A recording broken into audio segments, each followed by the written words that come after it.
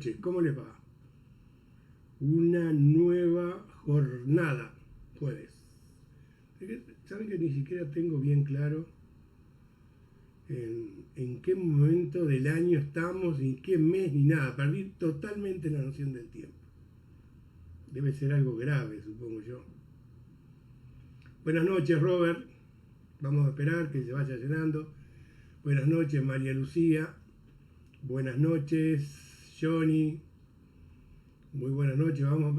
Acuérdense que ahí en la nevera, Jorge, estás en Uruguay. En la heladera atrás hay para lo que quieran, ¿eh? Hay hielo, hay refresco, hay agua mineral con gas, sin gas.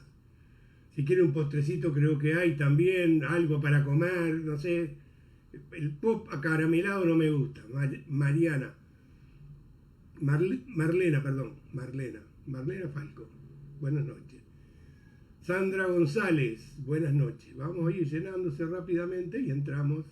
Hoy creo que tengo 2 llamadas antes de empezar el programa, ¿eh? Si no me equivoco, creo que tengo 2 llamadas. Ayer quedamos así. A ver cómo estamos. Daniel me está mandando los mensajes para decir si estamos bien. Vamos a chequear. El monitor se ve muy blanco. Bueno, eso no, lo voy a dejar así, lamentablemente. La otra opción que tengo es dejarlo en negro y mejor jugar de esta manera. Se ve muy blanco, tienes razón, Daniel, pero no tengo tiempo de arreglar esto. Bien, tengo un poquito bajo el audio, me dice Daniel, vamos a subirlo un poquito. Aquí estamos, ahí está, creo que está bien. Decía que iba a recibir 2 llamadas, creo que iba a recibir 2 llamadas. Puedo pagar esto, pero si no se me apaga. Y ahí, bueno, a ver. No sé por qué tengo tan blanco el televisor. Bueno, estoy esperando que entren, ¿eh? Que entren los amigos de la noche. Eduardo, buenas noches. Eduardo, Johnny. No digo los apellidos porque ya nos conocemos, ¿no? Ana María García, buenas noches. ¿Qué hora es aquí? Y acá es 1 hora menos. Si estás en Uruguay, es 1 hora menos que ahí. María Lucía ya tomó su té. Bueno, pero te ofrecí para que te sientas cómoda. Tienen un sillón ahí. Te recuestas un poco para no cansarte. Sandra González, mucho mejor así, sí. Toda la tecnología me mata a mí. Bien. ¿Qué pasó? ¿Se fueron? ¿No? Hoy creo que no les interesa mucho. O no es el mejor día mío, ¿no? Bueno, voy a arrancar con un concepto. Voy a leer mientras te espero. Pensé que íbamos a tener llamadas telefónicas. Vamos a arrancar con algunas cositas. Algo que colgué hoy, un detalle. Estas son cosas que yo no pregunto mucho, pero porque cuando los cuelgo en el muro ustedes lo pueden leer, pero hoy quería hacer un comentario sobre esto.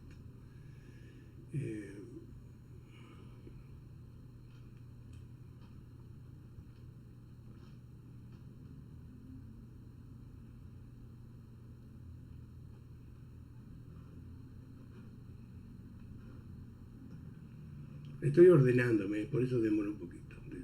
Tengan paciencia. Tengan paciencia. Vamos acá. Estoy ordenándome. Llegué un poquito tarde hoy. Tuve un problema con la computadora. Bien. Vamos a ver qué dice Daniel, que me manda un mensaje.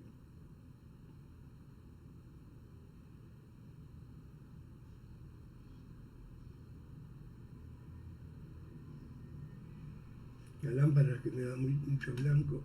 A ver, vamos a ver. ¿Qué pasa si apago acá? Estoy arreglando el estudio, pero ya entramos en tema.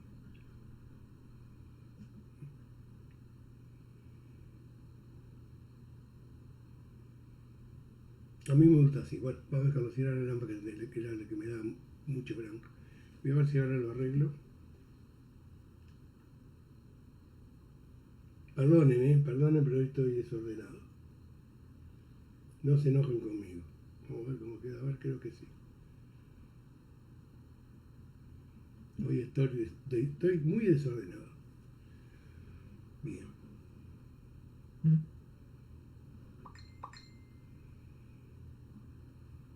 No, sigue dando demasiada luz.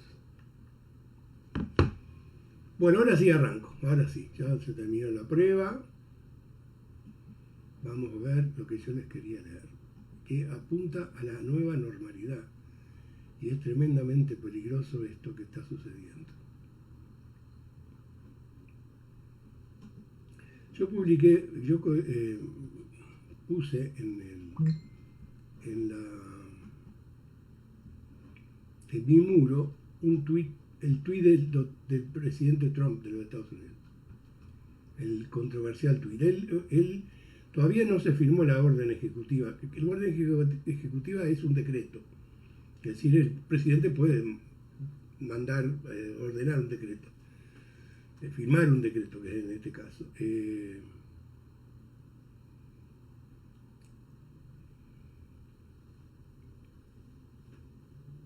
Voy a leer.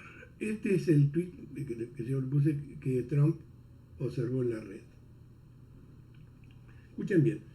No hay forma, y entre comillas pone cero, es decir, no hay forma, cero forma, de que las papeletas por correo no sean fraudulentas. Robarán los buzones, alguien los va a robar, es lo que quiere decir. Falsificarán las papeletas, las imprimirán ilegalmente y las firmarán de manera fraudulenta. Todas son afirmaciones. Dice, esto es así. No hay forma que no sean fraudulentas, no hay ninguna posibilidad. Y después reafirma el concepto dándole razón. Tweet no le censuró el tweet, no se lo censuró, solo mandó a los seguidores, que son 80 millones, del presidente Trump, a que verifiquen lo que el ciudadano, presidente de los Estados Unidos, decía, porque podría suponerse que es falsa.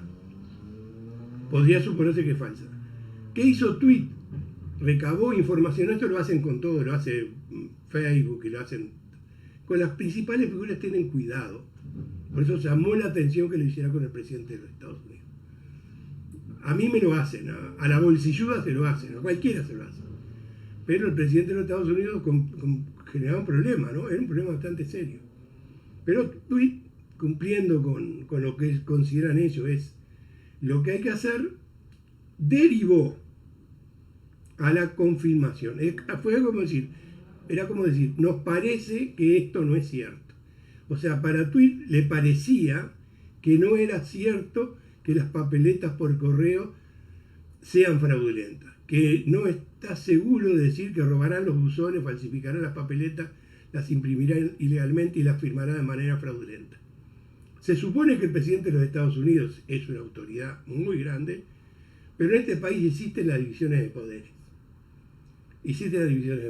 Esta es una orden ejecutiva, es decir, un decreto. Pero vamos al tema central, que es lo que le quiero plantear. Y yo sé que la inmensa mayoría de los que están escuchando no viven acá. Los 4 o 5 que viven acá y se van a molestar, me importa 3 cominos, por lo que voy a decir. El presidente Trump apunta porque las redes sociales están exentas de responsabilidad de lo que publican los que están en su muro. Controlan, porque esto es una gran paradoja, pero se entiende que solo controlan algunas cosas que se nota son peligrosas. Por ejemplo, a mí no me controla, yo puedo poner el presidente Trump es un mentiroso. ¿Sí? No me van a cerrar ni me mandan nada, no me van a mandar nada. Pero si el presidente de la calle Pou dice fulano de tal es mentiroso, no voy a decir el presidente por Estados Unidos, entonces ahí prestan atención y no hacen nada tampoco, o por lo menos no lo hacían. Salvo que fuera algo muy grande, viral, entonces ahí sí tomaban medidas.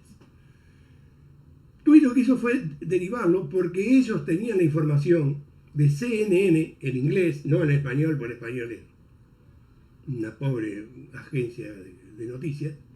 CNN en inglés, que es muy importante, y el Washington Post, que es uno de los diarios más importantes de los Estados Unidos.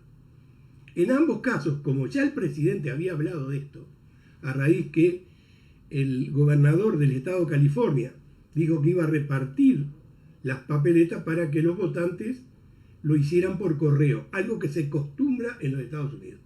Hay varias formas de votar en Estados Unidos. Uno puede votar por internet, puede votar por correo y vota en las máquinas electrónicas. Entonces, Tweet ve que algo no está bien y deriva. No censura el tweet, ni le cierra la cuenta al presidente de los Estados Unidos. Alerta a los que leen que ahí hay algo que no cierra. Nada más que eso. Yo puedo decirle que estaba mintiendo, para empezar por ahí. Más allá que los sistemas electorales norteamericanos dejan mucho que desear, yo tengo que probar esto. Si yo digo que las elecciones de Estados Unidos son fraudulentas, tengo que probarlo. Voy y lo digo. ¿Qué pruebas hay? A ver, por favor. Que el presidente de los Estados Unidos presente pruebas. Y la reacción fue terrible. Y voy al pensamiento central. El presidente Trump gobierna la primer potencia económica del mundo y la primer potencia militar del mundo. No es cualquier tipo. Es un hombre con un poder muy relativo. Voy a poner un ejemplo. El presidente Bush, George W., no el padre, sino el hijo, bajo condiciones bastante dudosas, ordenó bombardear e invadir Irak y Bagdad. Después se confirmó que no era cierto esto. Se confirmó, no, todavía sigue ahí, pero se sabe que no era cierto. No tenía armas de destrucción masiva, nunca se presentaron y ya han pasado tantos años que a nadie le interesa. Mintieron, o le mintieron al presidente, porque vamos a entrar en el país de la duda, o sea que hay que probar que alguien no es. Acá son todos inocentes hasta que se pruebe lo contrario. O sea, yo soy inocente. Yo no puedo decir que el presidente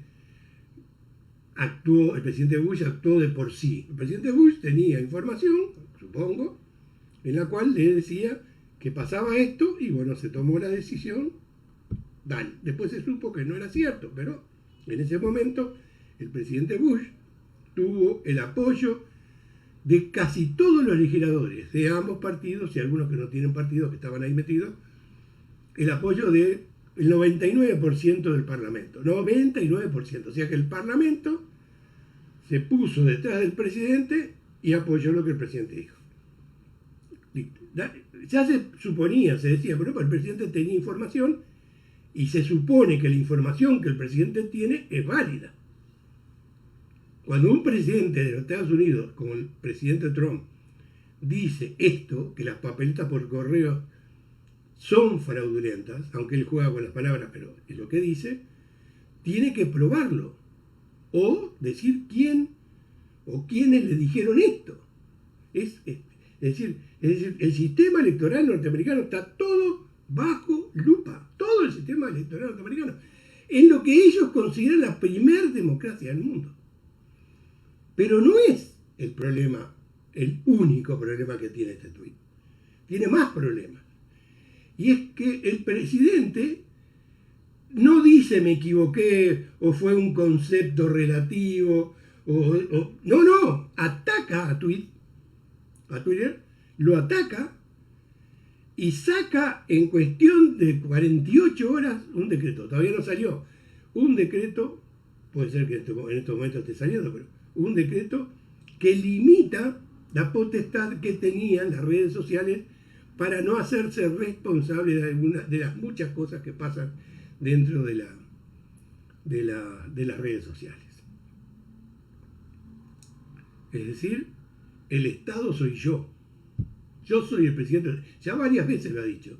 se lo dijo a Cuomo, el gobernador de Nueva York. Yo soy el presidente. Y Cuomo le dijo, usted no es el rey de Estados Unidos.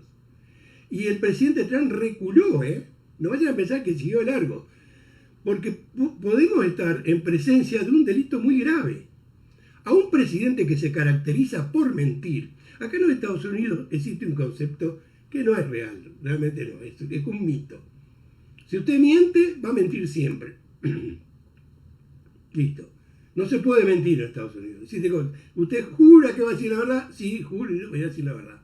¿Usted me va a pagar lo que me debe? Sí, voy a pagar lo que le debo. Usted siempre se parte de la base que no va a mentir. Si miente, es juzgado como un mentiroso, juzgado en general por la sociedad como un mentiroso. Y eso rebaja la calidad del ciudadano. El presidente de los Estados Unidos miente continuamente. Esta es una de ellas. Capaz que tiene razón, presente las pruebas. Pero sin presentar pruebas, inició un contragolpe. Es decir, se lanzó, que es característica de él, se lanzó hacia adelante y cambió el eje de la discusión. Dijo que las redes sociales censuraban el pensamiento conservador de Estados Unidos. Para decirlo en un concepto bien claro de Latinoamérica, el reaccionario. El concepto no es verdad. Con las redes se dice cualquier cosa. Cualquiera. Yo tengo gente que me está escuchando ahora que son tremendamente conservadoras y ahora me van a reputear y bueno, ya está. Y no me van a cerrar por eso, creo, salvo que abuse, pero bueno, me pueden alertar. Ya me han alertado varias veces, pero bueno, está. Y desvió la atención. Es decir, se centró en que los voy a aniquilar. Y los dividió porque en principio las redes sociales, ¿cuáles son? Vamos a contar. Twitter, que está en el centro de la tormenta, está Facebook, está Instagram, está YouTube, WhatsApp. Me tengo que olvidar alguna, pero estas son las más importantes. 3 de las 5 pertenecen al emporio de mi primo Mark. Y hoy Mark arrugó un poquito, diciendo nosotros no podemos ser árbitros. ¿De qué árbitro? ¿Qué estás hablando? No, porque eso lo tienen que hacer los ciudadanos comunes. Claro, todos los ciudadanos comunes saben que el presidente con esto no estaba diciendo la verdad, o por lo menos no presentaba pruebas. Pero, ahí está. Va a salir un decreto que pone en peligro las redes sociales. Porque las redes sociales ahora sí van a actuar censurando. Es decir, el presidente Trump utiliza la misma estrategia que se utiliza en China. Facebook trabaja en China, vaya menos son tarados, van a China, el gobierno chino dice, estas son las condiciones, esto. Ok, está perfecto. Estas son las condiciones, vamos a respetar las condiciones. En Estados Unidos había más libertad. Y acá voy al futuro. El presidente Trump puede ganar las elecciones el 3 de noviembre y gobierna 4 años más. Se termina, 4 años se va, se retira, viene otro. No voy a compararlo con Biden, que va a ser su candidato, su contrincante en las próximas elecciones del 3 de noviembre. O sea, Biden lo conozco, de referencia, fue vicepresidente durante 8 años en Estados Unidos. Es un parlamentario de fuste, tiene mucho conocimiento de política internacional, es un político. Trump es un improvisado y actúa como un improvisado, pero un improvisado al frente de la primer potencia mundial, económica y militarmente hablando. Es peligroso. Pero miren la contrapartida, porque a mí me gusta defender al presidente Trump, porque tiene muchas cosas en las cuales se puede defender. Comparado con otros presidentes, el presidente Trump no es belicista. Vamos a entenderlo. Hacen un cerco total a Venezuela. Es terrible el control que tienen sobre entrada y salida de las cosas de Venezuela, de los barcos. Hay un control estricto. Y el mundo entero sabe que si comercia con Venezuela, está sujeto a sanciones. ¿Sí? en un acto de Maduro casi suicida, pero debían tener su información. Los cubanos tienen mucho que ver en la historia de lo que está pasando en Venezuela, debían tener la información suficiente. Maduro compra 5 tanques repletos de gasolina. Usted no tiene nada que ver con el tuit, sí tiene que ver con el tuit. 5 barcos de gasolina. ¿A quién se los compra? A Irán. Irán está también en una situación, es un país embargado por los Estados Unidos. Es el enemigo de Estados Unidos en el Medio Oriente. Es más enemigo que cualquiera de los enemigos que tiene Irán. Es el enemigo de Estados Unidos. Usted haga la valoración que quieran. Perfecto. Y en América Latina, que para todos los norteamericanos siempre fue el patio trasero, de la doctrina Monroe, 2 barcos de Irán salieron de Irán, que mire que está lejos, y avanzaron rumbo a Venezuela. Y los puertos de Venezuela están en el Caribe, es decir, atravesaron todo el Atlántico y cruzaron entre los barcos norteamericanos que estaban controlando las entradas y salidas. No pasó nada. Y acá viene mi defensa del presidente Trump. Yo les dije, no va a pasar nada. ¿Por qué? Porque el presidente Trump no es belicista, es decir, no está dispuesto a soportar una guerra a sus espaldas. Eso lo diferencia de todos los demás presidentes de los últimos años en Estados Unidos. Es una gran diferencia. Yo siempre digo, la izquierda latinoamericana tendría que ver con buenos ojos al presidente Trump. Tiene una excelente relación con Rusia y la izquierda progresista latinoamericana siente una especie de admiración por Vladimir I, el zar de todas las Rusias. Tiene una buena relación con el tercero de la dinastía Kim. Porque es Kim 1, Kim 2, Kim 3. Este es Kim 3. El gordito, ¿no? Él le dijo gordito, pito chico. Pues lo dijo, mira que no lo digo yo. Y tiene una muy buena relación, al grado que cuando desapareció, porque se supuso que estaba enfermo, algunos dijeron que había dado un golpe, pero no pasa nada de eso, debía estar enfermo nomás. Hace su aparición y él le manda felicitaciones a Kim. Corea del Norte es enemiga de Corea del Sur. Hay un enfrentamiento que yo ya lo he descrito en mis programas, grave, ¿no? Que no se solucionó. El pacto se ha respetado, pero el problema no se resolvió entre las dos Coreas. Y Corea del Sur es aliada de Estados Unidos. Es aliada de Estados Unidos. Sin embargo, el presidente Trump ve con buenos ojos una buena relación con Corea. ¿Ven? No es tan loco. No es belicista. Tiene excelentes relaciones con López Obrador. Es más, actúan más o menos parecidos en algunas cosas. El problema con Venezuela y el problema con Cuba tiene un corte electoral, así como se los digo. Si no existiera, acá en Estados Unidos, las elecciones las deciden 6 estados. Cuando arranca ya se sabe que en California, que en Nueva York, ya se sabe, en Texas, ya sabe quién ganó. Pero hay 6 estados que definen las elecciones porque no se sabe quién gana. Y uno de los estados es la Florida, donde yo vivo. Y en la Florida, políticamente, tienen una gran fuerza los cubanos hace muchísimos años. Cuba tiene una cantidad, y los cubanos de Estados Unidos tienen una gran representación en el Parlamento. Se diría que desproporcionada comparado con las otras, comparado con los mexicanos, por ejemplo. Los mexicanos representan más del 70% de la población norteamericana hispana. Los cubanos no creo que no llegan a 1.600.000, 1.800.000. Pero tienen un peso político muy grande y las elecciones en la Florida son claves. Y acá es mitad y mitad. Mitad republicana y mitad demócrata. Un poquito más demócrata porque los 2 senadores del estado de la Florida son republicanos. Un poquito más fuerte. Pero si no cuenta con el apoyo de los cubanos, corre el riesgo de perder las elecciones en la Florida. Hay que agregarle algo más. entre comillas, la oposición venezolana está radicada acá. Aunque parezca mentira, la oposición venezolana, los venezolanos que viven en la Florida son económicamente más poderosos. Es decir, es una de las colonias más poderosas que hay acá. Hace años que los venezolanos vienen acá e invierten acá. Muchos años. Yo cuando estaba en Venezuela era la Florida un lugar obligado y todos tenían un apartamento, todos pasaban sus vacaciones, estuvieron en los parques, bancos estaban acá representados.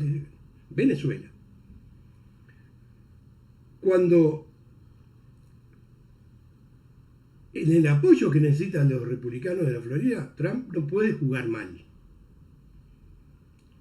Acá esto es una suposición.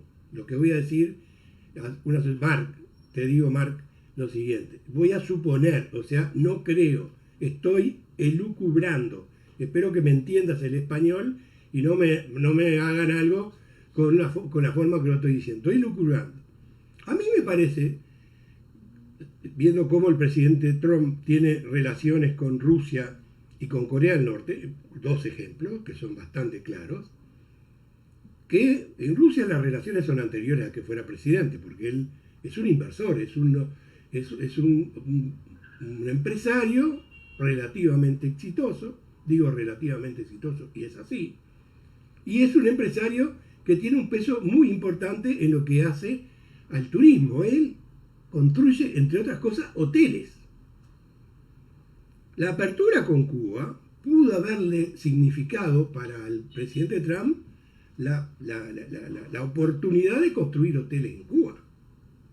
Pero él no es tarado. Como quería gobernar 8 años, 4 y 4, no se iba a pelear con los cubanos acá invirtiendo en Cuba. Eso lo deja para después.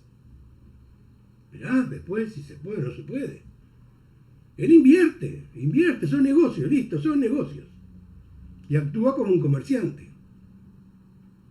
Esa es la razón por la cual está siendo durísimo con Venezuela. Venezuela, que es el abanderado del antiimperialismo, los venezolanos, vamos a la lucha, a la revolución bolivariana, claro. Pero tienen un apoyo tremendo de Cuba. Entonces, acá hay un conflicto de las colonias. Los cubanos acá ven con malos ojos eso, entonces el presidente Trump siempre ha sido así, pasa. El bloqueo de Estados Unidos con respecto a Venezuela es duro, es muy, muy duro. Sin embargo, los 5 barcos petroleros iraníes atravesaron el cerco sin problema y están descargando nafta, gasolina, se le dice en Venezuela, porque en Venezuela no hay nafta, no hay gasolina. Y no pasó nada, porque no iba a pasar, como les dije varias veces. Este presidente no se va a meter en una guerra, no se va a meter. Acá hay muchos que les gustaría entrar en una guerra, por favor, siempre hay. Pero no quiere eso. Es más, una vez ordenó un bombardeo en Siria y retrocedió totalmente cuando se enteró, y lo dijo, que ese bombardeo podría causar la muerte de muchos civiles. Y dije, suspendan el bombardeo. Claro, cada cual atiende lo que quiere. El presidente Trump no es belicista. Él lo que es antihispano. Está claro, eso no hay ninguna duda. Es un supremacista blanco, no hay ninguna duda. Es un hombre de derecha, sin lugar a dudas. Pero no va bien con las guerras, o sea que no le interesan las guerras. Es más, se retiró de Siria. No es que se retiró, pero aflojó la mano en Siria y el comando lo tomó Rusia, que estaba metido en ese conflicto y estaba enfrentado de alguna manera con Estados Unidos, enfrentado y aliado. Es muy complejo el conflicto en Medio Oriente. Lo cierto es que él se retira con un problema serio porque traiciona a aliados que tenían la región, que habían estado al lado de Estados Unidos, pero consideró que no, porque no quiere más guerra, porque se quiere ir de la guerra, él quiere pasar la historia como el presidente que terminó la guerra más larga de la historia de Estados Unidos, que es el Afganistán, que hace 19 años, la guerra más larga que ha enfrentado Estados Unidos. Él quiere terminarla. Para terminarla, por eso estoy diciendo que hay que tener cuidado al analizar al presidente de los Estados Unidos, porque lo está negociando con el Talibán. Lo está negociando con el Talibán para lograr el retiro más o menos pacífico de las Fuerzas Armadas norteamericanas. De ahí que están en un estanque, en un pantano, están metidos, no pueden salir. Tampoco están en combate, vamos a aclarar, están medio alejados. Pasa lo mismo en Irak, están alejados, pero siguen estando ahí y tiene un costo todo eso. No es belicista. Sin embargo, se calentó con Twitter y le tiró con todo.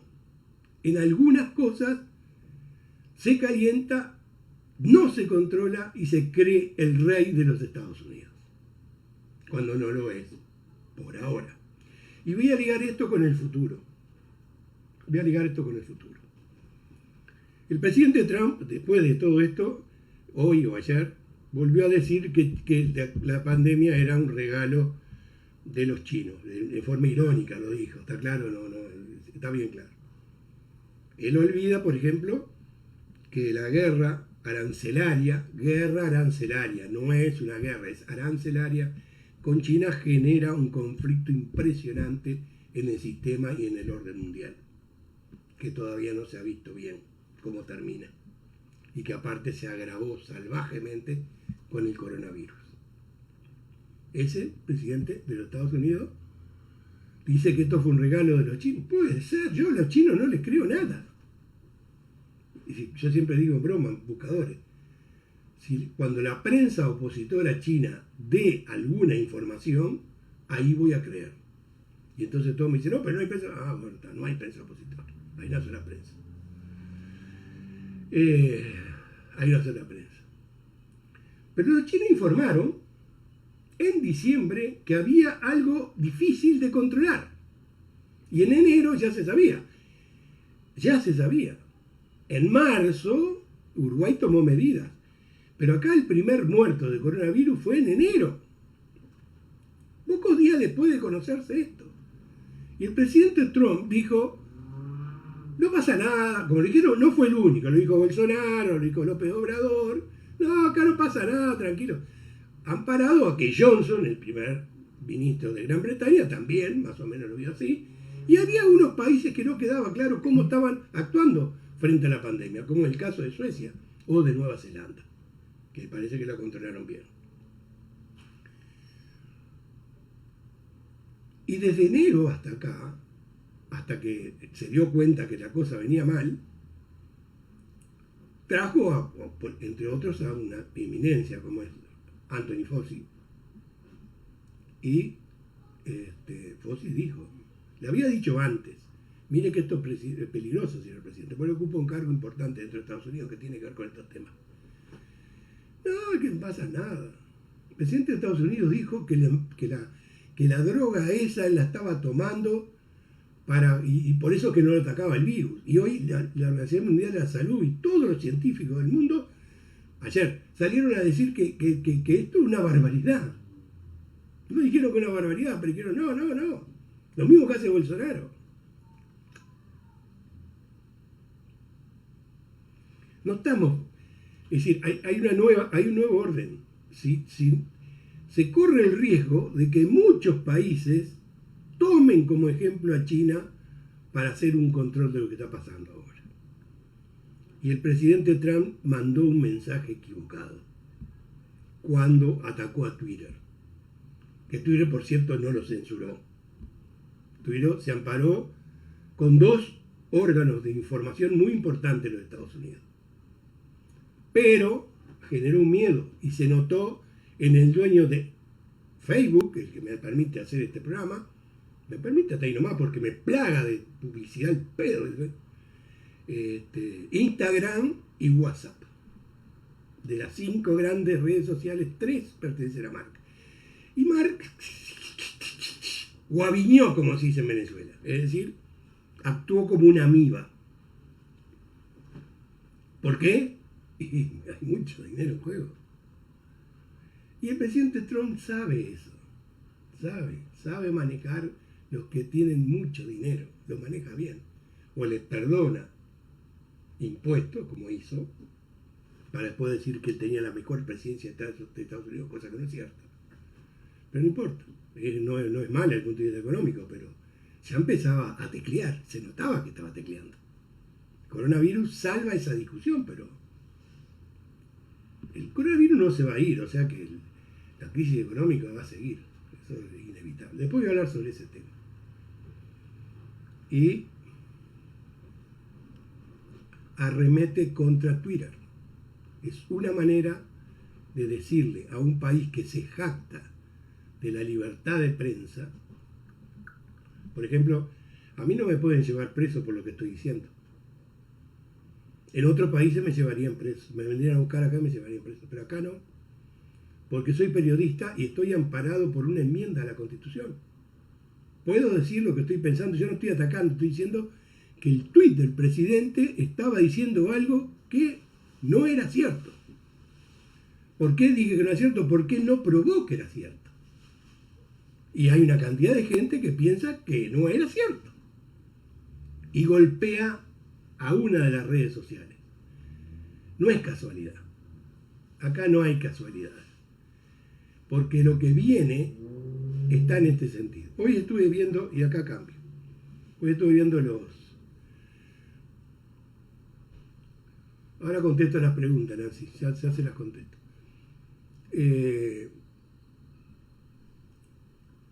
Cambio de tema. Hoy,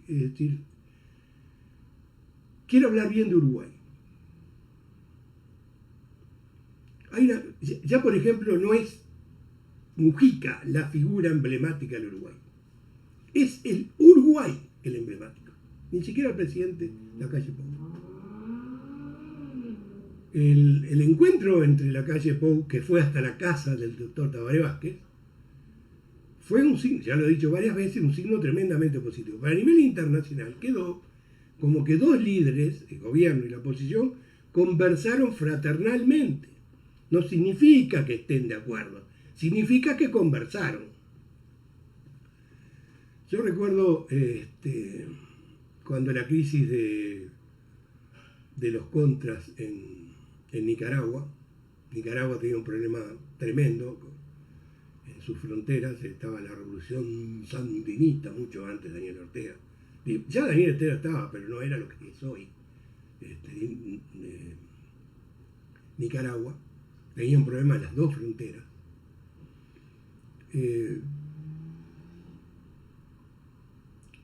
Los cuatro presidentes, presidente de Panamá, presidente de Colombia, presidente de Venezuela, me falta uno, presidente de Panamá, Colombia, Venezuela, me falta que eran cuatro.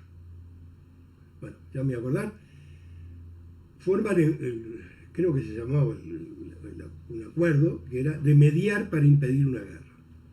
Yo tuve una oportunidad de conversar con el presidente colombiano y le dije, joven era, ¿no? Yo siempre pensando que las cosas se pueden resolver fácilmente, pero bueno, no tiene nada de malo, uno va aprendiendo con el tiempo.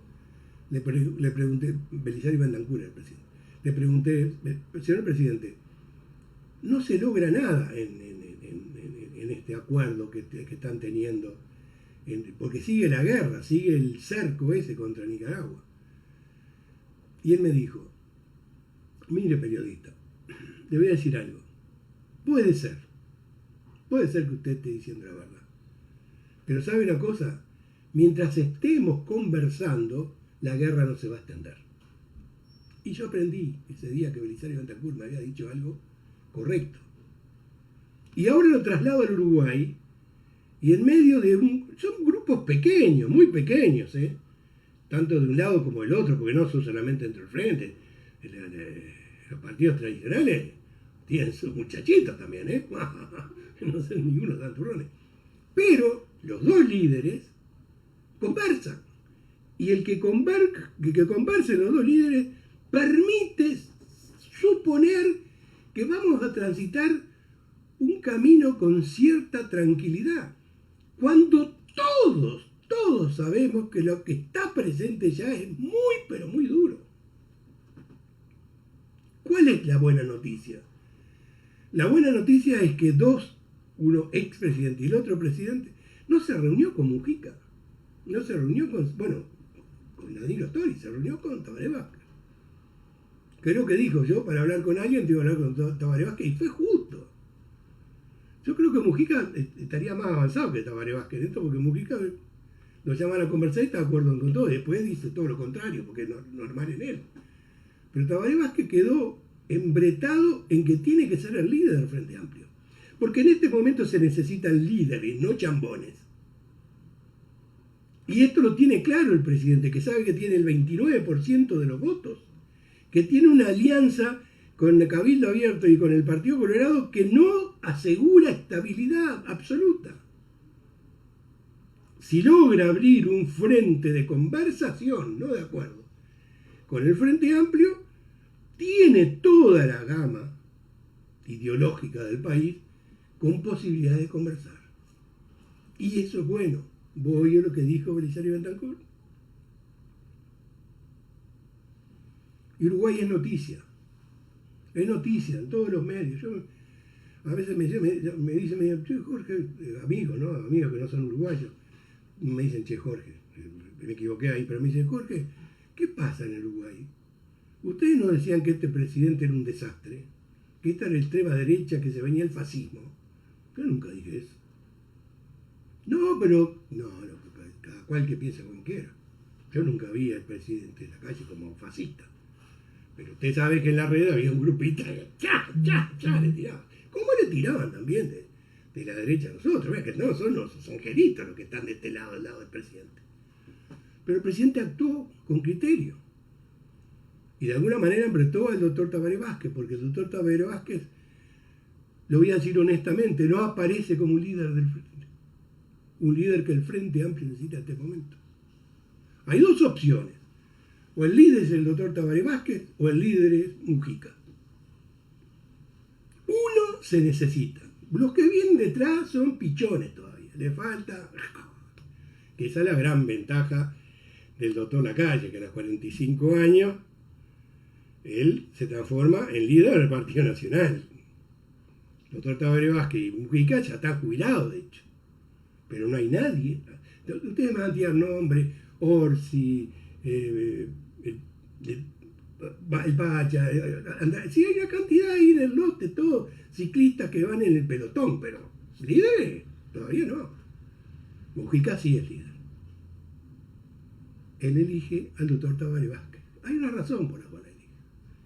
Si yo hubiera sido presidente, hubiera hecho lo mismo. Más allá que él podría conseguir una buena declaración de Mujica. Porque no, la Mujica no es ningún tarado. Va a saber declarar, pero hay muchos intereses. Que a la vista está el presidente Tabaré Vázquez no los tiene.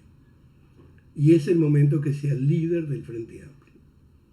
Tengo mis dudas con respecto a su salud. No creo que sea correcto pedirle que dé más de lo que puede dar. Pero este es un momento clave en la historia de nuestro país y se quieren pasar a la historia, hay que entender el camino que vamos a recorrer. A diferencia de los Estados Unidos, que el presidente manda un mal mensaje hacia los medios, en el Uruguay hay un buen mensaje. No todo es igual, no todos van por el mismo rumbo. La crisis va a agudizar las contradicciones, es inevitable. 40 millones de norteamericanos pidieron la protección del seguro de desocupación. 40 millones. Dentro de poco, si sigue así, iguala el 25% de desocupación que hubo en la crisis del 29. Como les dije varias veces, no por hacerme el crack, porque no lo soy, la mano venía brava y va a seguir siendo brava. Y como la mano viene brava, voy al ejemplo de Venezuela, que está Joaquín escuchando. Voy al ejemplo de Venezuela. Y acá esto lo voy a plantear como duda. Hay una resistencia heroica de la dictadura de Maduro frente a la agresión de los Estados Unidos. ¿Es así? En un país que las cifras indican que es una catástrofe lo que está pasando, voy a utilizar algo ridículo que pasó en estos días. Venezuela es, lo he dicho 1000 veces, pero no tiene nada malo repetirlo, tiene las reservas petroleras más grandes del planeta. Escuchen bien, las reservas petroleras más importantes del planeta. El número 1. Hace un siglo que Venezuela es fundamentalmente exportador de petróleo. Un siglo. Es decir, el petróleo es clave en la historia moderna de este país. Y se ha movido enganchado con el desarrollo de la industria petrolera, que primero fue extranjera, luego fue mixta, y en 1975 el presidente Carlos Andrés Pérez nacionaliza el petróleo. Y a partir de ese momento Venezuela vive una vorágine de desarrollo. Pensar que Venezuela no era un país desarrollado, un disparate. Solo los ignorantes pueden suponer que Venezuela no era. Venezuela tenía pleno empleo. Yo estuve en Venezuela en ese momento. Yo sé lo que era Venezuela. Y trabajaba para un grupo importantísimo, como es el grupo del Banco Unión. Ahí trabajé, que ya no existe más, pero trabajé con un grupo poderoso. Sabía lo que pasaba por todos lados. Puedo contar miles de anécdotas con respecto a esto, la política y la economía. Después, la corrupción, que no es un invento del chavismo, pero estaba encastrada en la élite política y no política de todos lados en Venezuela, fue llevando poco a poco, desmembrando el país, y terminó siendo un país de una miseria tremenda. Bajo las banderas de pelear contra esa miseria, hace 20 años Chávez aparece como el nuevo Bolívar de América Latina. Chávez. Y aplica una política cuyas consecuencias son las actuales, porque es fácil echarle la culpa a Maduro. Solo les recuerdo que Chávez, si quiere búsquelo en Google, dijo, él es el candidato, cuando se iba para Cuba sabiendo que se iba a morir. Tampoco los cubanos hicieron milagros, o sea que ese país se murió, listo. La medicina tiene sus límites. Cuba puede ser una maravilla en medicina, pero con Chávez la quedó. ¿Por qué? Y porque la naturaleza es más potente que la propaganda. Y muere. Y respetando el testamento del nuevo Bolívar de América Latina, Maduro es un muchacho tremendamente limitado, pero ojo, porque no hay cosa peor que un mediocre tenga poder. Escuchen bien lo que les digo. No hay cosa peor que un mediocre teniendo poder. Es terrible. Y eso pasó en Venezuela. Porque dice la culpa del bloqueo. Ahora es salvaje el bloqueo, vamos a aclarar, pero hasta hace un año y medio, 2 años, vamos a ponerle, no era así. Venezuela le vendía el 40% de su producción petrolera, se la vendía a Estados Unidos se la pagaba cash. Venezuela perdió su principal cliente. ¿Logró que otros fueran tan importantes? No, porque sus dos aliados son China y Rusia. Y China ya le había comprado 10 años de producción petrolera. Al grado que Maduro fue a China a pedir que lo salvaran, porque la crisis ya llevaba muchos años, y los chinos dijeron, ya les dimos todo lo que teníamos para darle, ahora lo que tenemos que hacer es cobrar. Cuando Chávez tomó el poder, Venezuela producía entre 2.500 millones de barriles diarios, oscilaba entre 2.000 y 3.000, ahí, una media de 2.500. Ahora produce menos de 700.000. ¿Por qué? Si tiene la reserva petrolera más grande del mundo, no puede ser que baje. Es en el único lugar del mundo donde pasó esto. Entonces, no es el bloqueo, no, ¿qué bloqueo, hermano? Ahora es el bloqueo, ahora sí. Pero ¿y antes? Cuando Estados Unidos le compraba el petróleo, ¿cuál era el bloqueo? El desastroso gobierno del chavismo, y ahí saco a Maduro para afuera, llevó a que hoy Venezuela esté entre los países más pobres del mundo, con las reservas petroleras más grandes de la tierra, pero el más pobre del mundo. con problemas en todos los niveles. Bien. Pero no aflojan, pues en nombre de la revolución bolivariana. ¿Qué revolución bolivariana? ¿Para qué se hacen las revoluciones? ¿Para que los pueblos vivan mal? ¿Para eso se hacen las revoluciones? ¿Por qué cayó la Unión Soviética? No fue sustituido por nada mejor, pero no importa. Pero no quieren volver. ¿Por qué? Porque los pueblos se cansan de sacrificar generaciones y generaciones en aras de un idealismo que hoy ya no existe, ha cambiado absolutamente todo. Ahora, ¿por qué se mantienen? Y entran a analizar y se dan cuenta que en Venezuela se mantienen porque el gobierno maneja todos los resortes para impedir que haya una salida. Es una dictadura clara, ¿no? Ya lo he dicho mil veces, es una dictadura clara. Claro, hay que tener cuidado en Uruguay hablar de esto, porque el presidente del PICNT es simpatizante de la revolución bolivariana. Ahí está. Ya está. No es cualquier cosa el PICNT, ¿eh? Es simpatizante. Andrade también es simpatizante. A veces hace una crítica y sale porque Venezuela responde a lo que no, hermano. Vamos a aprender las cosas bien. Son 20 años que están. No son 3 días. En 20 años no encontraron una vuelta. ¿Qué bloqueo? Y hoy en mi muro, un amigo que me trató bien me dijo, estás tirando verdura, canario. Yo dije, no estoy tirando videos, estoy tirando verdades. No, estás tirando verdura porque estás ignorando el bloqueo. Y entonces me dijo, una barbaridad porque las redes se prestan a eso, a poner lo que quieran. Se transforman en noticias algo como esto. Venezuela no puede producir gasolina porque las patentes para producir los elementos que llevan a que el petróleo se transforme en gasolina, nafta, son patentes norteamericanas. Y yo le pregunto, vayan a mi muro a ver, ¿Irán cómo hace para producir gasolina? Y termino. El presidente Maduro, y termino con Venezuela, ya estuve en Estados Unidos, ya hablé contra el presidente de Estados Unidos, hablé bien del presidente del Uruguay y del doctor Tabaré Vázquez, más allá de todas las dificultades que puede haber, remato con esto.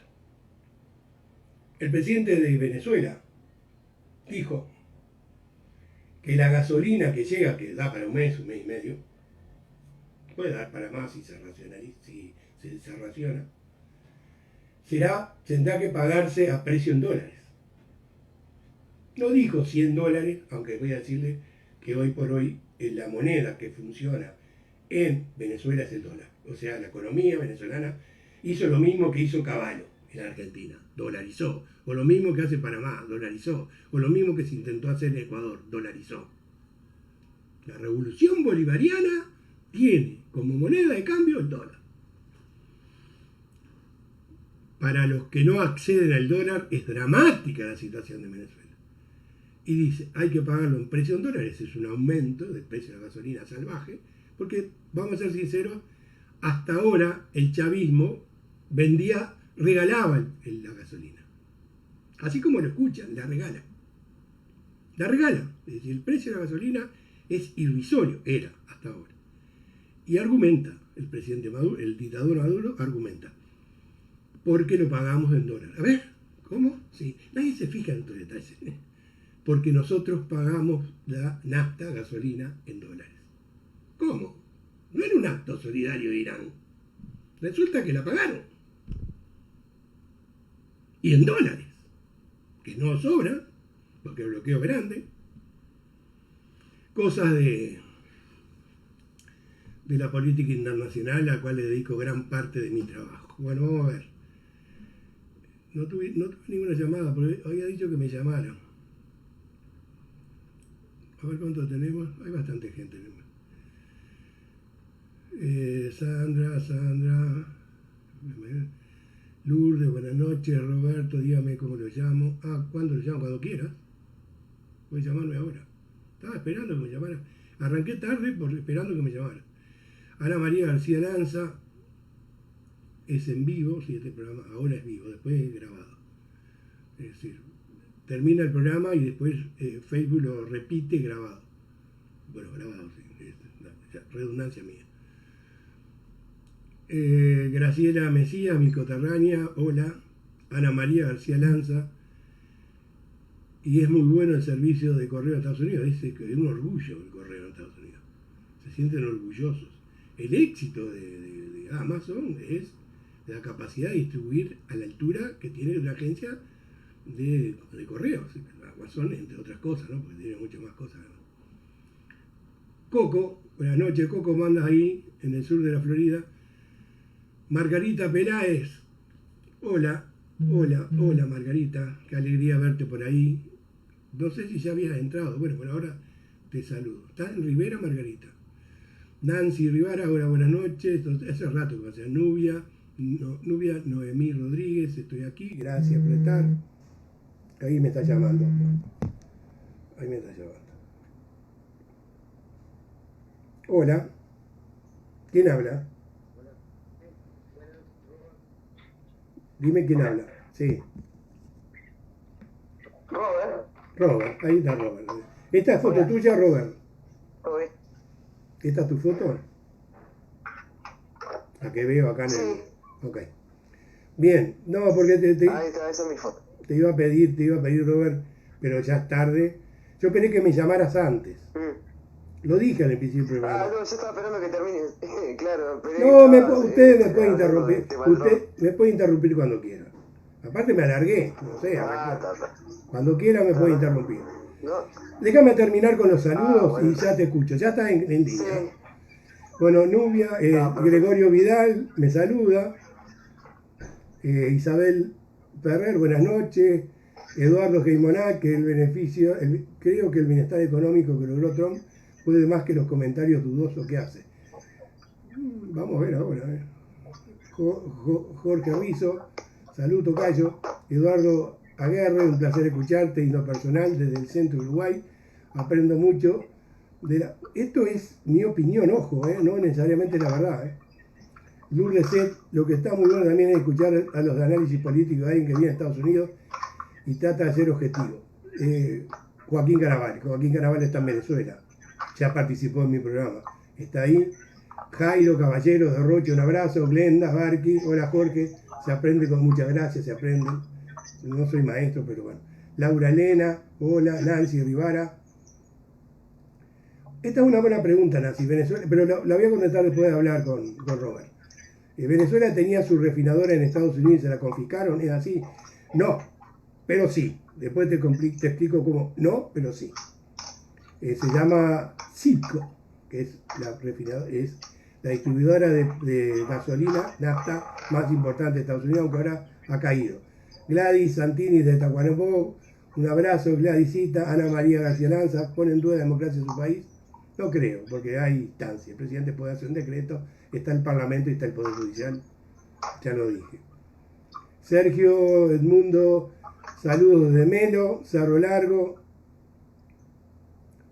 Chorizo Martínez, debe estar en campaña.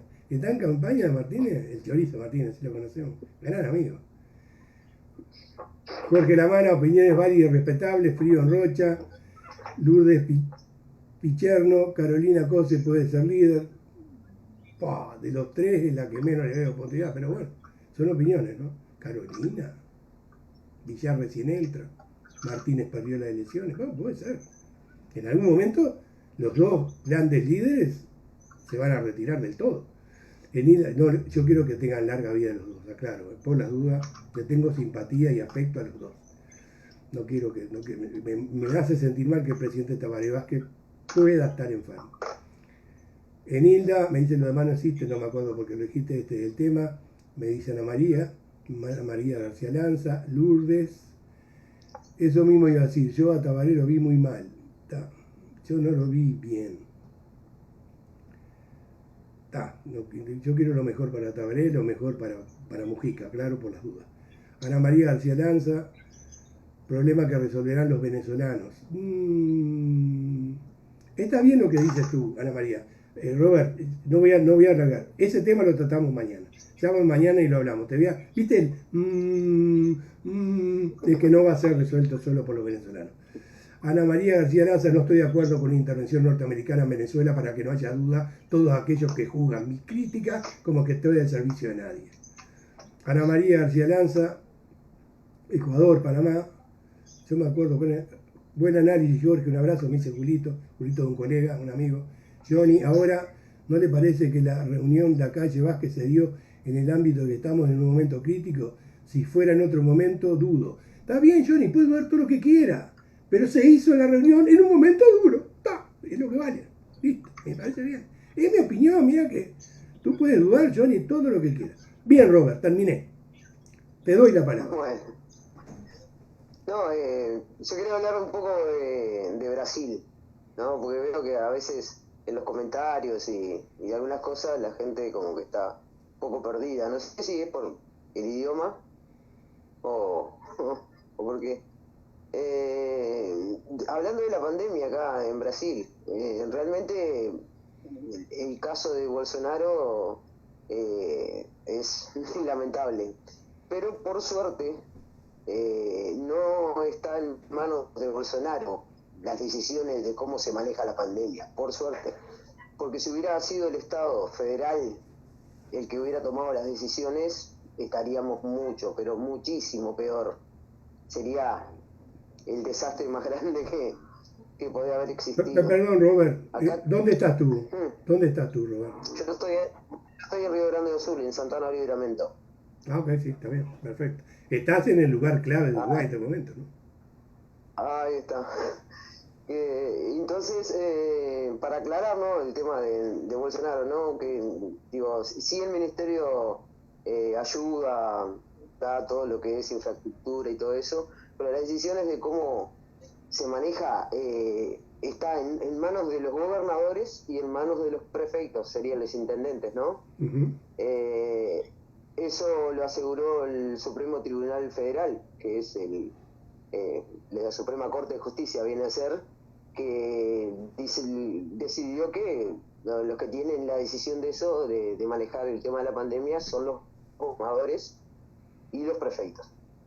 El problema por ejemplo, con Río Grande do Sur, yo creo que así, viendo noticias y leyendo la prensa de acá y de otros lados, es el estado que manejó mejor el tema de la cuarentena, aunque se le van disparando casos, pero eso es porque existe un tránsito interno dentro de Brasil, que eso sí no se interrumpió.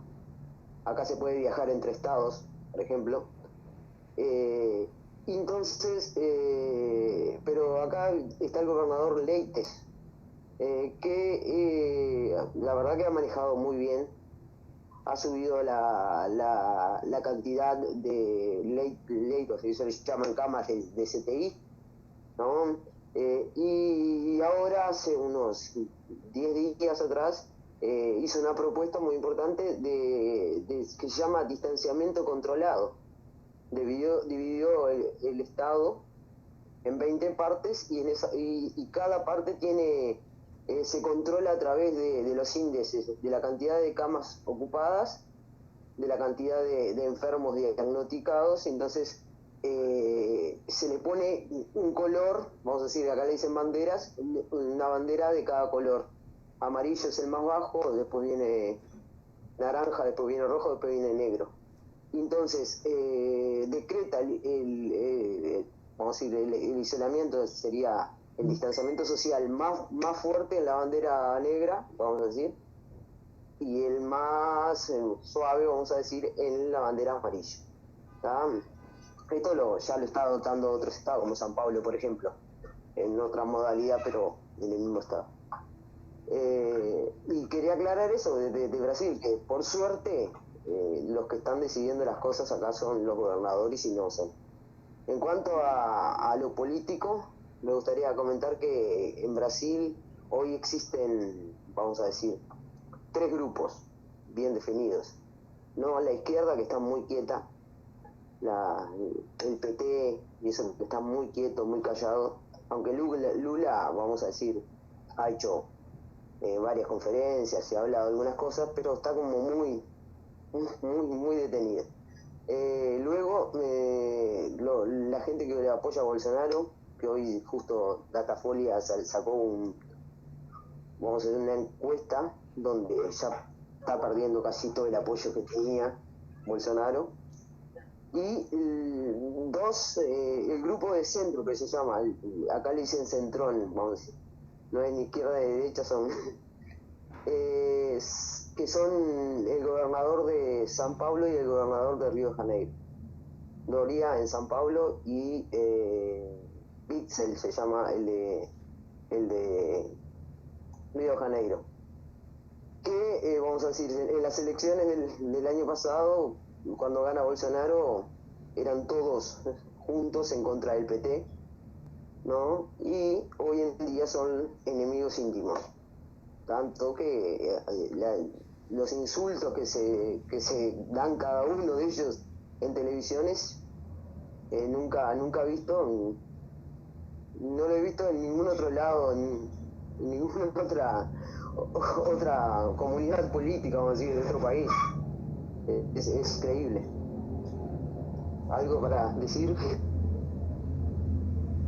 No, primero que te agradezco, ¿no? Vamos a empezar por ahí. Sí. Esa es la idea, ¿ves? La idea es que participen. Que participen, que es el punto de vista. Tú lo que estás haciendo es informarme. Me das una opinión, pero la información. Y yo no tendría que contrastar tu información con la que yo tengo, pero en general estoy de acuerdo. Yo leo Folha da Tarde y O Globo de Brasil. Yo lo que leo. El Globo está en contra, muerte de Bolsonaro. Es decir, también está en contra de todos. También hay un movimiento extraño con un fuerte toque militar que no es golpista, porque el vicepresidente de Brasil es un militar, un general que es de derecha, pero tiene un prestigio muy grande dentro de las Fuerzas Armadas brasileñas. Pero bueno, está. De todas formas, Brasil es un país muy complejo, ¿verdad? Muy complejo. Demasiado, muy dividido.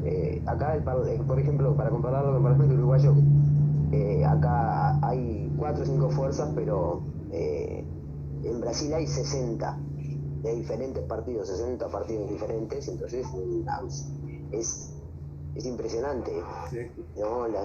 Las coaliciones que se forman. Hoy, por ejemplo, Bolsonaro como que incluso se peleó con el partido de él. El partido de él ya no existe más, existe, pero él no es de ese partido y se peleó con todo. Y la que era líder del partido en el parlamento de él ahora es enemiga. Y generalmente casi todos los que estuvieron en la campaña de él, grandes figuras de la política brasilera, hoy en día son enemigos. Y hoy tuvo un toque más dictador Bolsonaro en declaraciones, pero se hace extenso hablar de lo que pasó, pero más o menos así la Suprema Corte, vamos a decir, está acorralando el tema de las fake news que vienen de parte del lado de Bolsonaro, y ordenó órdenes de allanamiento y todo. Entonces hoy dijo que se terminaba, que era la última vez que se metían en el gobierno, y el hijo también, y que no iban a seguir, que la ruptura no se dudaba, sino no sabían cuándo se iba a dar, por ejemplo. Te voy a pasar preguntas porque estás participando, y lo notable es que la gente empezó a participar desde lo que tú empezaste a decir. Johnny Fernández, te pongo 3 casos, los 3 hacen referencia a ti. Yo no voy a opinar sobre eso, sino te traslado, porque son preguntas que están dirigidas a ti con toda seguridad, pues yo no estoy diciendo nada. Johnny Fernández me dice: me permito discordar contigo, con quien está hablando, para darle forma, digo Robert. Van ya casi 22.000 muertos, y tanto las políticas de Bolsonaro como de la mayoría de los gobernadores, con contadas excepciones, no están trabajando por el pueblo. Bien, hay más. Lourdes Set dice: la prensa en Brasil, por lo que tengo entendido, no quiere acercarse a Bolsonaro por los agravios de los fanáticos que lo rodean.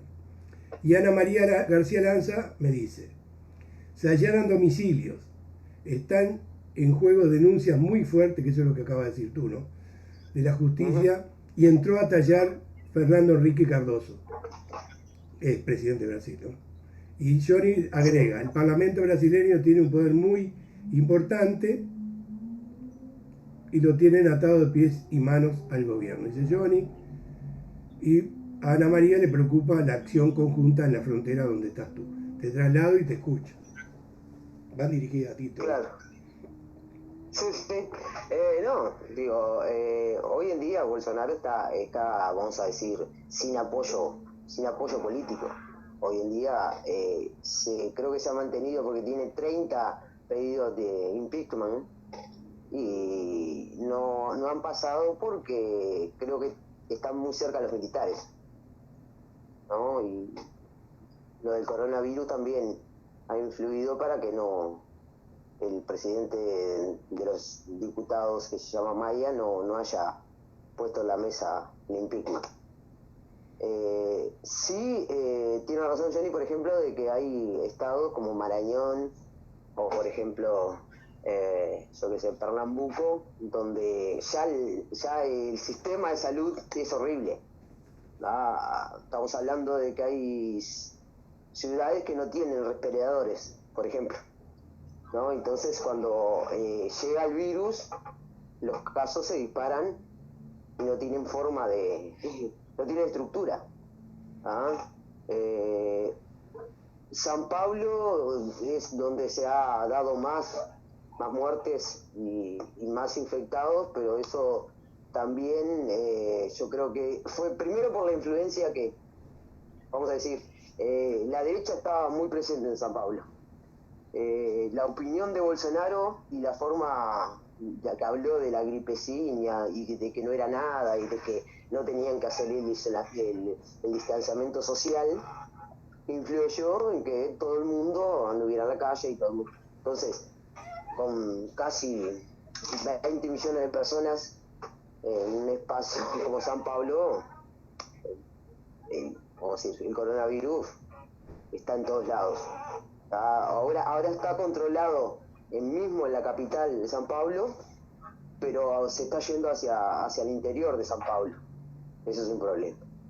Ese es el punto de Johnny, que sí, tiene razón, pero ya le digo que muchos estados inclusive han decretado lockdown, ¿no? Así, cero movimiento de personas. Mi opinión era de que por suerte está en manos de los gobernadores, porque si hubieras sido del gobierno federal que manejaran el tema de la pandemia, lo que hacer con la pandemia, y Brasil hoy tendría 300.000 muertes, mínimo, si hubieran seguido al presidente. Eso es bueno. No, se calcula que en Brasil solo se sabe el 10%. La forma de testear en Brasil es diferente a la de Uruguay. En Uruguay se testea si tienes coronavirus y en Brasil se testea si tú tienes anticuerpos. Creo que son dos métodos distintos. Una pregunta que te hago yo, porque está ligada a la actualidad. Tú vives en Santana do Livramento. Santana, sí. ¿Sí?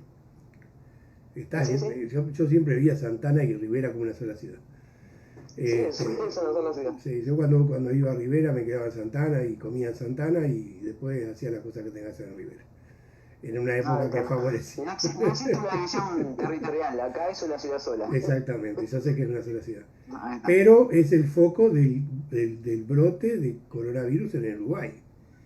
Y por lo que se informa, ojo, acá no estoy opinando, viene de Brasil, o sea que el riesgo viene de Brasil. Hoy se prohibió la entrada en el departamento en el departamento de Cerro Largo, se le impidió a los obreros que iban a trabajar en la cementera que no podían pasar, se impidió su paso. Es decir, se está tomando medidas para que no es tan fácil, porque en Rivera, por Rivera no tiene ningún arroyo, ningún río, ni nada que lo separe. Entonces, como en Chuy, uno pasa tranquilo, pero se están tomando medidas y todo parece indicar que viene de Brasil, ¿no? Sí, digo, acá lo que se sabe es bien claro. Primero, digo, lo que ha pasado en Rivera, igual a mí me dejan dudas de que recién ahora se hayan detectado casos, primera cosa, que es para otra. para otra ocasión. Y acá... A ver si por te ejemplo, entiendo. A ver si te entiendo. Está bien lo que dijiste. Estás opinando y me parece bien. Tú dices que hay más casos de los que se dicen que hay. Eso es normal. En todos los países del mundo, los casos que se Sí, sí, sí. reconocen son menores de los que hay realmente. Incluso en los Estados Unidos. Porque no es tan fácil controlar. En algunos lados se miente. En otros lados se dice la verdad media.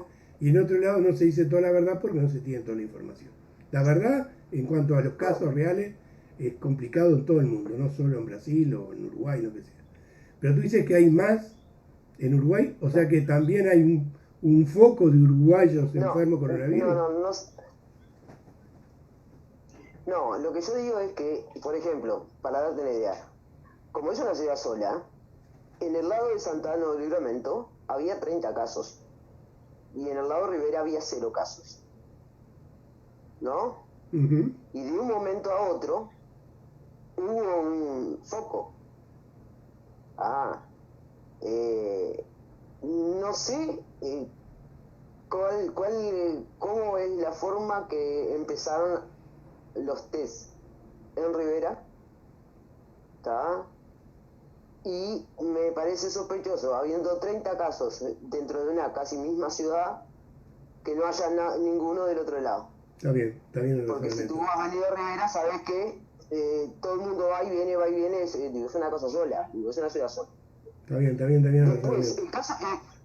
el surto yo lo puedo explicar, porque yo creo que puse, creo en tu muro o en los comentarios de otras veces que hemos hablado de esto, que hubo un ciudadano que vino de San Pablo a visitar a la madre y vino de San Pablo con el coronavirus. Incluso la madre es la primera persona que muere acá. ¿Está? Y después de ese episodio, donde el hombre con coronavirus anduvo por todo Rivera, y después que confirmaron que tenía coronavirus, también anduvo por Rivera y caminando por la ciudad como si no tuviera nada. Ese fue, creo, uno de los focos más, una de las explicaciones más por qué pudo salir el surto en Rivera. Una pregunta, Robert. Ya estamos terminando porque se me pasa el tiempo. Acá Lourdes dice, yo entiendo, o sea que te entiende. Lo que dice es que los casos estaban desde mucho antes. Que es más o menos lo que das a entender. Que no puede ser que no había nada en Rivera cuando había 30 casos en Santana doblemente. Claro. Te voy a hacer una pregunta. No tiene nada que ver con lo que estamos hablando. Yo he estado muchas veces en Rivera. Soy de La Paloma, Rocha. La frontera para nosotros está a 100 kilómetros, pero éramos, y siempre sí, fui asiduo al Chuy, mil veces. Hay una economía de Rocha que tiene su base en el Chuy.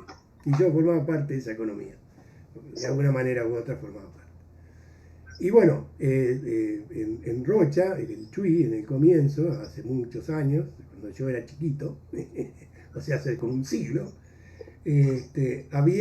estaba Chuy, que era Uruguay, y había 3 o 4 tiendas, en realidad 2 grandes, y luego el campamento de frontera, la aduana, ¿no? No había, y alguna casa perdida. Se cortó. No, te estoy escuchando, te estoy escuchando. Y en el Chuy se habla español, no se habla portugués.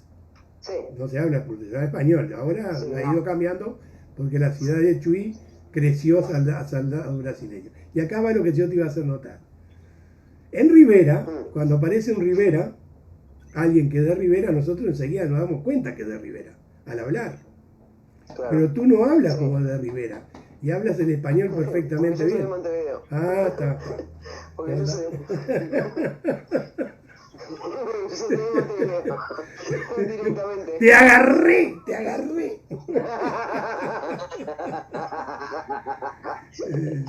Yo tuve una excelente relación, trabajaba en la Sport 890, la radio deportiva del Uruguay, hace muchos años ya, y tuve una excelente relación con Bengoechea,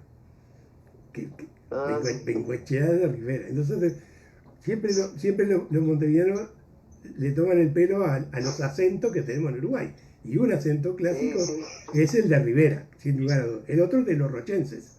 Los rochenses y los de claro. Rivera están siempre en el centro y en el eje. Digo, pero este muchacho Robert habla perfecto el español. Parece porteño. No, porque realmente me exportaron para acá. ¿Y Mi qué? señora me exportó para acá. ¿Tu señora que es de ahí? ¿Tu señora es brasileña o Es uruguaya? médico, ¿Eh? es brasilera, es brasilera. Ah, brasilera. ¿Puedo preguntarte a qué Sí. se dedican ustedes? No. Puedes no decirlo, no es importante eso. Yo sí, ¿cómo no? Yo soy profesor de historia. Ah, qué bien, qué bien. Hola. ¿Y tu esposa? ¿Mm? ¿Y tu esposa? Médico. Tu esposa, ¿Eh? tu esposa. Es médica. Ah, ya me lo dijiste. Me distraje. Bueno, Robert, ha sido un placer, te lo digo Ujú. sinceramente. La verdad que Igualmente, como siempre. yo les agradezco. Yo ya he hablado con oyentes, pero la iniciativa la tuve yo. Lo que te agradezco es que hayas tomado la iniciativa Ujú. y que hayas Bueno, respetado las características que tenemos en el programa. Te mando un gran abrazo y que te cuides, tú y tu bueno. señora. ¿Está bien? Bueno, muchísimas gracias y gracias por la oportunidad de poder No, uno no, tener no, un no. lugar de expresar. Y, bueno, Es la un idea. abrazo muy Es la grande idea. por ahí. Cuídense ustedes también, tú y tu familia. Un abrazo a toda la audiencia. Gracias, Robert. A ver. Bueno. Alejandra. Buena, mire, entra Alejandra y a ver qué me dice Johnny Fernández, porque ya hay una banda, una barra de amigos acá en el salón del programa, ¿no? Entra Johnny y me dice, Jorge, estás en zona de peligro, llegó Alejandra. Y Alejandra se enojó conmigo, se enoja conmigo. Alejandra me quiere mucho, vamos a aclarar, pues somos amigos de verdad, grandes amigos, y ella se enoja, como la mayoría de mis amigos se enoja conmigo, así que no hay ninguna novedad. Ana María García dice, es precioso el portuñol de Rivera. Y Alejandra me dice, le responde a Johnny, Alejandra, sigan hablando, hagan de cuenta que no estoy. Gracias, Alejandra, por hacer de cuenta que no estás. Muchas gracias por eso. Bien, me siento bien, hoy me siento bárbaro. Ayer me quedé con la idea de que no redondeaba. Hubo algunos problemas al comienzo, pero ahora se redondeó. Yo estoy haciendo hincapié en algunos temas de política internacional por los que le estoy dedicado. Mañana salgo en Buscadores, y voy a hablar de política internacional. Es decir, de estos temas que toco son temas muy importantes. El conflicto en Venezuela es peligroso, porque uno sabe cómo empiezan las cosas, no sabe cómo terminan. A mí me alegró mucho que el presidente Trump no ordenara nada contra los barcos iraníes. Porque no sé qué hubiera pasado. Sinceramente no sé qué hubiera pasado. Y ahí, por eso les digo, presidente Trump no es belicista. No es. No es, además tiene puente, tiene una excelente relación con Putin. Con Kim, el otro día lo saludó, como dije ya al principio. Con López Obrador. Puedo criticar cosas que él hace acá, pero actúa a veces sin darse cuenta que es el presidente del país más poderoso del mundo, económico y militarmente. Bien, Ana María García Lanza me dice, muy lindo intercambio. Lourdes Set, gracias Robert, yo también le digo gracias a Robert. Y bueno, yo tenía 2 llamadas para hoy, porque ayer me llamaron 2 personas. Me llamó una señora que estaba haciendo un puchero riquísimo, me lo dijo por WhatsApp, porque había apuntado mal y me mandó un mensaje por Messenger que no tenía bien mi teléfono. Y ahí está, ya entramos. La idea es que participen. No es fácil participar, no es fácil, yo lo entiendo, pero vamos a hacer lo siguiente. Yo intenté hoy que la primera opinión sea de ustedes. Es decir, antes que yo dijera nada, que la opinión sea la de ustedes. Eso ayuda al debate. No me gusta plantear un tema porque es bastante complejo. Cuando yo hacía radio, esto era habitual. pero yo dominaba la situación, es decir, yo decidía si, no, bien, era una especie de dictador.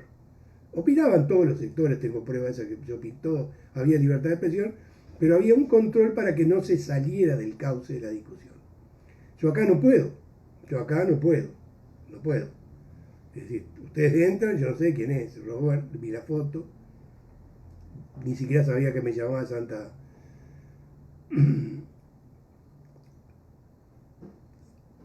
de Santana del Libramento, pero bueno, está, entró, dio su posición, profesor de historia, la verdad que para mí es un honor que estén con volumen, ¿no? Es importante la opinión de ustedes. Yo puedo leerla, me la escriben ahí, yo la puedo leer, la voy a leer. Por ejemplo, Robert agradece, Johnny, de puro atrevido le voy a sugerir un temazo, mira aquí está Robert, me sugiere a mí, para que hable a futuro, el conflicto Israel-Palestina. Necesito 5 años para explicártelo. Y no tengo nada más que 1 hora y media. Y cualquier cosa que diga sobre el conflicto israelí-palestino va a ser interpretado de cualquier manera, de cualquier lado.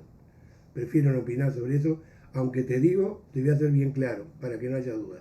Para Jorge Robinsky, la existencia del Estado de Israel es fundamental. No se puede negar la existencia del Estado de Israel. Listo. Ahí no me muevo un centímetro. María Luisa Guanimián. Qué interesante la reunión una vez más. Gracias. Bueno, yo me estoy yendo, ¿eh? Yo a esta hora, 1 hora y media, puedo alargar a veces más, pero si hubiera entrado la segunda llamada lo hubiéramos hecho, o cuando hay una entrevista, como pasó con Omar Fuentes, que se me fue alargando, se fue alargando y me empiezo a despedir. La idea es que estén 1 hora y media con ustedes. Esto se repite, o sea que de hecho son 3 horas. Yo tengo que agradecerle porque es muchísima gente, muchísima gente la que interviene, que cliquea. Ayer tuvimos casi 500, ¿cómo que le llama Facebook? Gladys me dice buen descanso, gracias Gladysita, un beso grande a tu hija. Johnny, bueno, hasta mañana y buen descanso para ti y la audiencia. No comieron nada, muchachos, por lo que veo. No comieron nada. Bueno, me estoy yendo.